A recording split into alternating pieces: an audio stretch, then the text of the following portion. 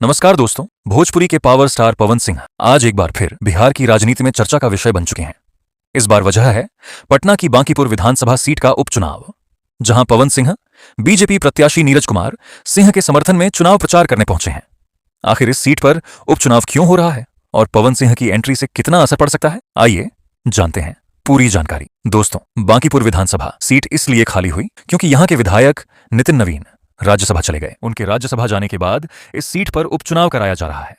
BJP ने इस seat से नीरज कुमार सिंह को उम्मीदवार बनाया है। वहीं दूसरी तरफ जनसुराज की ओर से प्रशांत किशोर मैदान में है। यही वजह है कि यह मुकाबला काफी दिलचस्प माना जा रहा है। अब बात करते हैं पवन सिंह की। आज पवन सिंह पटना पहुंचे और बांकीपुर विधानसभा क्षेत्र में बीजेपी प्रत्याशी के समर्थन में प्रचार अभियान में शामिल हुए। उनके स्वागत के लिए मंच और कार्यक्रम की पूरी तैयारी पहले से की गई थी। बड़ी संख्या में समर्थकों के पहुंचने की भी उम्मीद जताई जा रही है।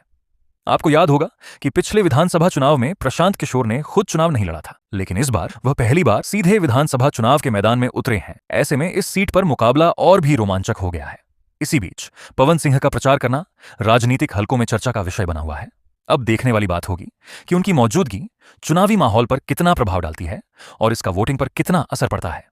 फिलहाल सभी की नजरें बांकीपुर विधानसभा उपचुनाव पर टिकी हुई हैं। क्या बीजेपी अपना गढ़ बचा पाएगी या फिर प्रशांत किशोर कोई बड़ा उलटफेर करेंगे? इसका फैसला तो चुनाव परिणाम आने के बाद ही होगा। आपकी राय क्या है? क्या पवन सिंह का प्रचार बीजेपी के लिए फायदेमंद साबित होगा? अपनी राय कमेंट में जरूर बताइए। अगर वीडियो पसंद आया हो तो लाइक करें, चैनल को सब्सक्राइब करें और बेल आइकन जरूर दबाएं। मिलते हैं अगली वीडियो में। धन्यवाद।